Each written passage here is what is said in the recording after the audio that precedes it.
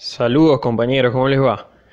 Les saluda el doctor Juan José Sánchez y hoy hablaremos acerca de la anatomía de la región axilar, es decir, de la famosa fosa axilar, del famoso hueco axilar. Este es un video bastante corto, pero bastante importante para entender cómo es la configuración de esta zona, ya que es la comunicación que va a existir entre el miembro superior y la región del tórax y región cervical.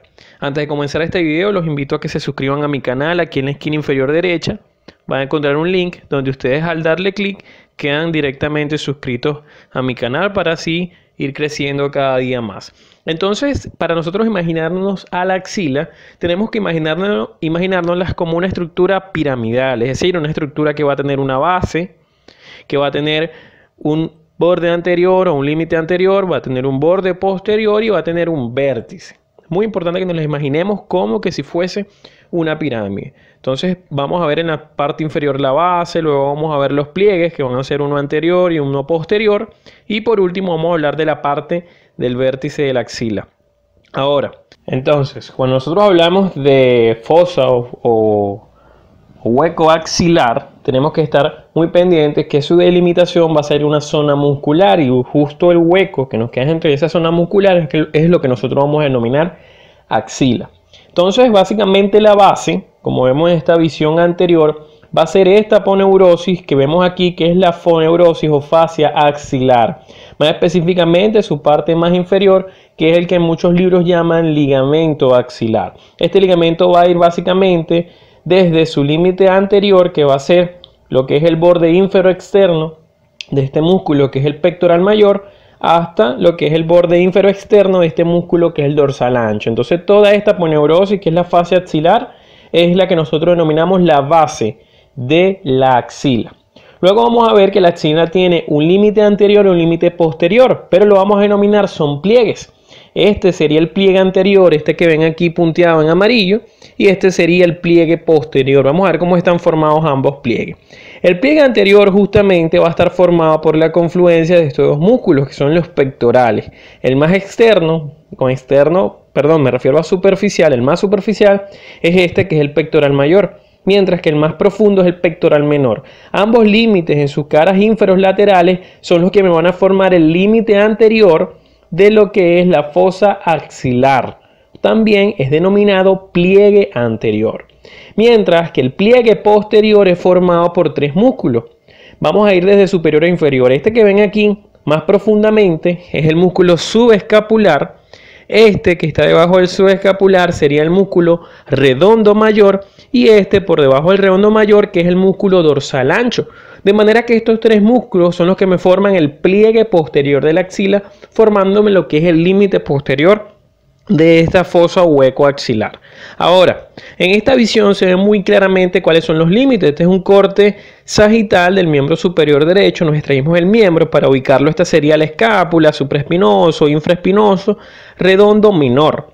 Entonces vean ustedes en esta imagen cómo se ve claramente los límites inferior, que sería la fascia axilar. Recuerden que yo les dije que iba desde el dorsal ancho hasta lo que era el pectoral mayor. Entonces la fascia axilar sería el límite inferior, mientras que el límite anterior, como yo les dije, ¿quién iba a ser? El pectoral mayor, que era el más superficial, y el pectoral menor, que era un poco más profundo. Mientras que el límite posterior iba a ser el músculo subescapular. Recuerden que se los nombré de arriba hacia abajo. Debajo del subescapular les nombra el redondo mayor, y debajo del redondo mayor le nombra el músculo dorsal ancho. Ese va a ser el límite posterior. Pero recuerden que yo les dije que era una pirámide, que también tenía un vértice. Entonces, en la región del vértice es aquella que va a estar entre la parte posterior de la clavícula, lo que es el borde superior de la escápula, y más hacia medial, que no se ve bien en esta imagen, vamos a encontrar la primera costilla. Entonces, esas tres estructuras son las que me forman el vértice de esa pirámide que nosotros denominamos axila.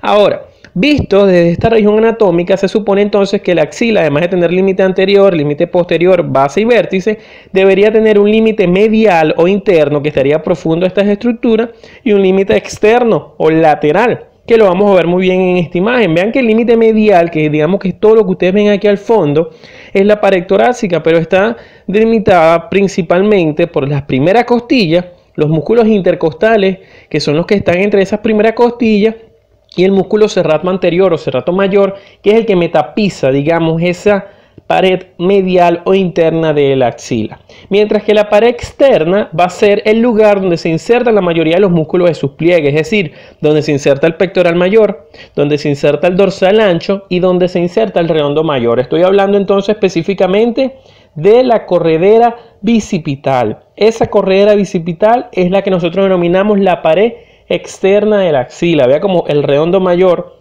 el subescapular y el dorsal ancho, que es la pared posterior, los tres van buscando, bueno, los tres no, los dos más inferiores van buscando la corredera bicipital, porque el subescapular es el único de los músculos de la pared posterior que no llega a la corredera bicipital, sino que llega al troquín del húmero. Y este que está aquí cortado es el pectoral mayor, que él también llega a la corredera bicipital.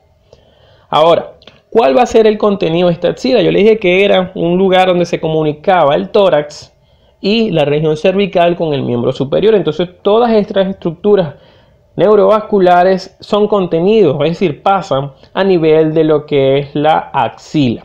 Principalmente vamos a encontrar dos músculos. Este músculo que vemos aquí, que es el músculo coracobraquial, y este que vemos aquí, que es el tendón corto del bíceps braquial. Estos dos músculos pasan específicamente entre la pared posterior y la pared anterior.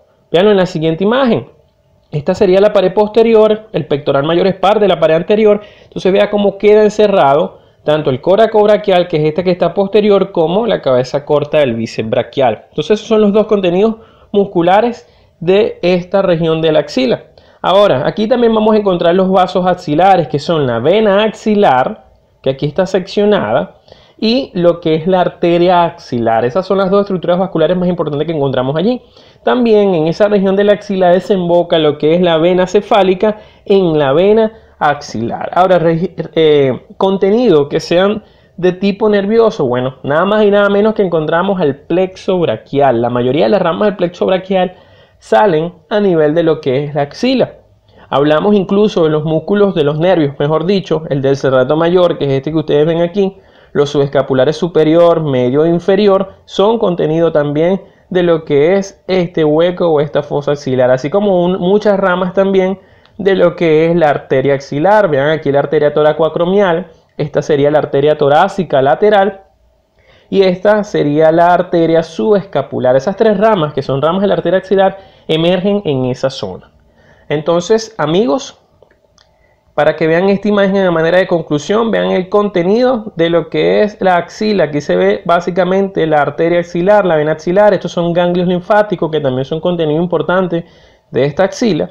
Estos serían los nervios pectorales que emergen de los troncos secundarios del plexo braquial. Este sería el tronco secundario anteroexterno, tronco secundario posterior y tronco secundario anterointerno. Son también, como son parte del plexo braquial, son contenido también entonces de lo que es la fosa axilar. Esta vena que ven aquí desembocando es justamente la vena cefálica que les comenté.